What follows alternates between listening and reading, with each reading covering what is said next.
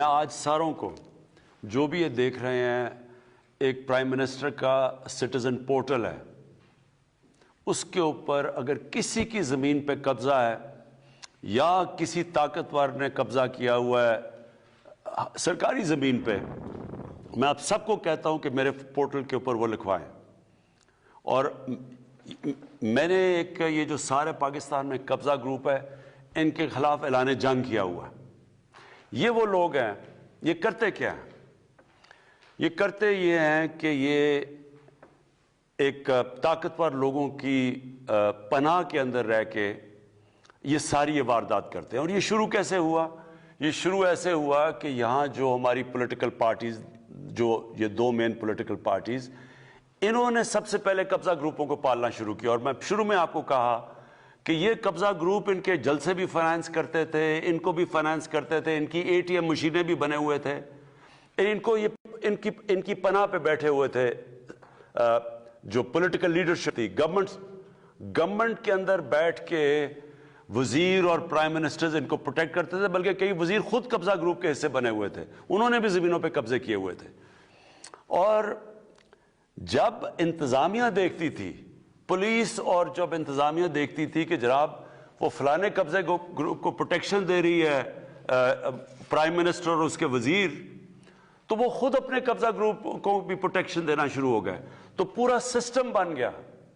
और ये किसकी जमीनों पे कब्जे करते थे? गरीब लोगों की।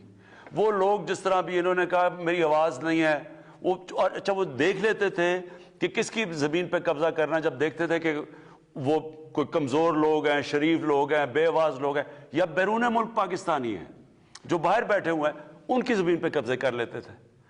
और फिर साथ मिल जाती थी पुलिस, इंतजामिया साथ मिल जाती थी, और बेचारे लोग बेबस हो जाते थे।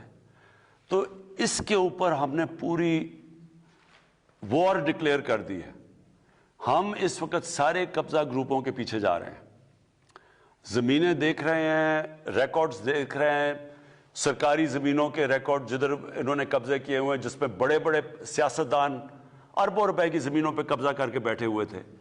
और उसके अलावा नीचे तक कब्जा ग्रुप के ऊपर हम जा रहे हैं। और ये एक और हमारा मसला ये है कि हम एक सिविल प्रोसीजर कोड यानी लेके आ रहे हैं पाकिस्तान में।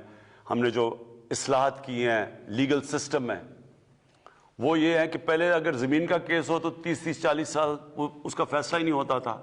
अब हम जो नई सिविल प्रोसीजर कोड लेके आ रहे हैं, जो आ गई है पंजाब में और पख्तूनख्वा में, इसमें 1 साल के अंदर फैसला होना है।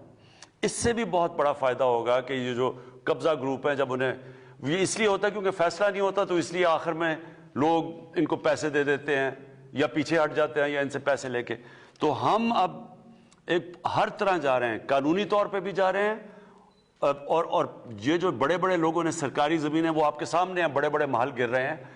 हमने अब पूरा इनके खिलाफ जंग लड़नी है।